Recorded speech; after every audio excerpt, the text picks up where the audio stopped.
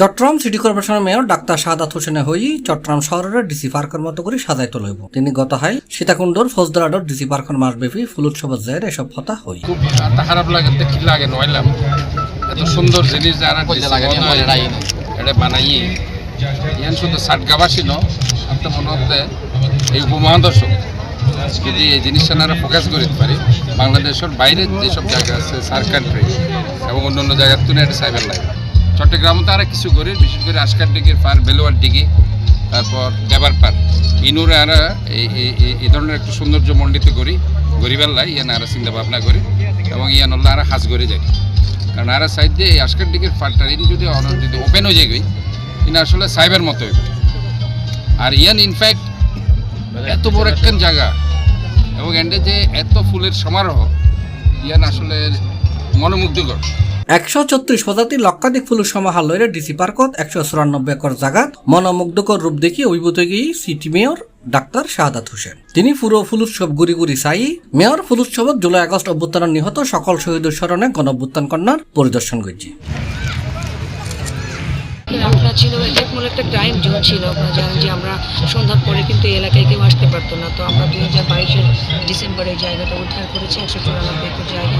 তখন আমরা ভাবলাম যে ক্রাইম থেকে কোনভাবে এটা একটা চমৎকার নান্দনিকতায় ভরে দেওয়া যায়। তখন আমরা এটা ফুল উৎসব করতে চাইলাম, সেইখান থেকে কিন্তু ফুল উৎসব চালু। কারণ মেয়র মহোদয় যে কথা বললেন যে দুবাইয়ে উনি ভিজিট করেছেন জায়গাটা, আমরাও বিভিন্ন ফ্লাওয়ার ফেস্টিভ্যাল দেখেছি।